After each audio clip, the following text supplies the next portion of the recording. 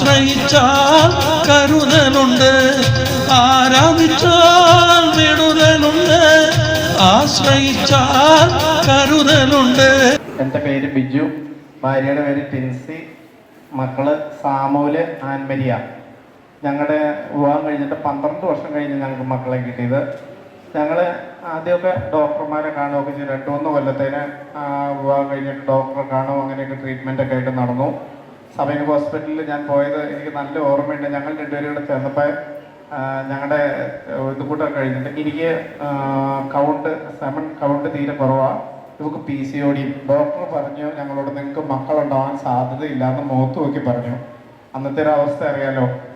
അങ്ങനെ ഒത്തിരി വിഷമത്തോടു കൂടിയൊക്കെ ഞങ്ങൾ നടന്നു.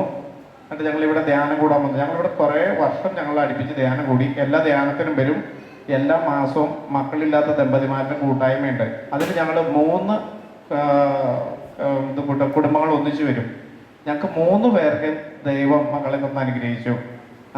കുറച്ച് മുമ്പ് സാക്ഷ്യം പറഞ്ഞിട്ട് പോയ ഒരു ജസ്റ്റിന്, അതിന് ഒരു വാഴക്കുളംകാർ, ഞങ്ങൾ ഇങ്ങനെ 3 പേര് ഒന്നിച്ചാണ് വന്നുകൊണ്ടിരുന്നത്. ഞങ്ങൾക്ക് 3 പേർക്കും മക്കളെ ദൈവം തന്ന് അനുഗ്രഹിച്ചു. ഞങ്ങൾക്ക് ഇവിടെ അന്നൊക്കെ ഞങ്ങൾ ധ്യാനം കൂടാൻ പറ്റും. ഇവിടെ 500 പേരുടെ ഉണ്ട് ധ്യാനത്തിന്. ഇപ്പം ആൾക്കാർ കുറവാണ്. എല്ലാവർക്കും തന്നെ ദൈവം മക്കളെ തന്ന് അനുഗ്രഹിച്ചിട്ടുണ്ട്. പിന്നെ ഞങ്ങൾ ഒത്തിരി നേർച്ചയും ഒത്തിരി കാഴ്ചകളും ഒത്തിരി സാധനമൊക്കെ ഞങ്ങൾ ഏറ്റെടുക്കും. ഞാൻ ഇവിടുന്ന് വേളാങ്കണ്ണിക്കൊക്കെ നടന്നു പോകും. മക്കളെ കിട്ടാൻ വേണ്ടിയിട്ട് വേളാങ്കണ്ണിക്ക് നടന്നു പോയി. അങ്ങനെയൊക്കെ ഞങ്ങൾ ഒത്തിരി സഹനങ്ങൾ. ഈ തവണ ഞാൻ നടന്നപ്പോൾ ജോസേട്ടനും ആൻറ്റി ഉണ്ടായിരുന്നു എൻ്റെ കൂടെ ഒരു ദിവസം നടക്കാൻ. അപ്പം അങ്ങനെയൊക്കെ ഒത്തിരി സമൃദ്ധമായിട്ട് അനുഗ്രഹിച്ചു. യേശുവേ നന്ദി, യേശുവേ സ്തുതി.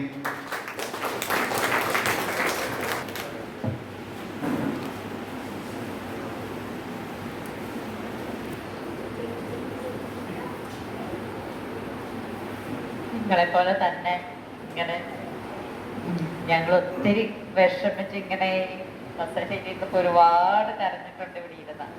പക്ഷെ ദൈവത്തോട് ചേർന്ന് നിന്ന് കഴിഞ്ഞാൽ നമുക്ക് അന്നൊന്നും മക്കളെ കിട്ടാത്ത വലിയ അനുഗ്രഹമായിട്ടാണ് തോന്നിയത്. പക്ഷെ ഇപ്പം അതിൻ്റെ പൂർണ്ണതയിൽ കിട്ടിക്കഴിയുമ്പം നമുക്ക് അതിൻ്റെ മഹത്വം അറിയാൻ പറ്റുന്നു. ഞങ്ങൾ ഒത്തിരി ത്യാഗം ഇടയിലൊക്കെ നിലത്ത് മുട്ടുകുത്തി പ്രാർത്ഥിച്ച് ഒത്തിരി ജപമാലയൊക്കെ ചൊല്ലി പ്രാർത്ഥിച്ച് അതിൻ്റെതായ അനുഗ്രഹത്തോടുകൂടി 2 മക്കൾ വിശുദ്ധിയോടുകൂടി 2 മക്കളെ കിട്ടുമ്പോൾ അതിൻ്റെ പൂർണ്ണത നമുക്കുണ്ട്. നിങ്ങൾക്ക് വേണ്ടി എപ്പോഴും ഞങ്ങളും പ്രാർത്ഥിക്കുന്നുണ്ട്. നിങ്ങൾ ആരും വിഷമിക്കേണ്ട. എനിക്കൊന്ന് പറയാനുള്ളത്, എനിക്കത് എപ്പോഴും അതിശയമാണ്. അതായത് ഇവരിവിടെ വന്ന് സാക്ഷ്യം പറഞ്ഞതാണ്. കിടക്ക ഉപയോഗിക്കുന്നത് നമ്മൾ സ്പോഞ്ചും കിടക്കുകയാണ്. ഇവർ മെറ്റൽ നിറച്ച് ആ കതുമൊക്കെ ഇടുന്നു എന്നാണ് പറയുന്നത്. മെറ്റലെന്ന് പറഞ്ഞാൽ മനസ്സിലായില്ലേ? മെറ്റൽ നിറച്ച് അവരതുമൊക്കെ ഇടുന്നു. അതൊരു സാക്രിഫൈസ് ആയിരുന്നു. നമ്മളൊന്നും വിശ്വസിക്കാനേ പോലെ പറ്റുന്നില്ല. So thank you.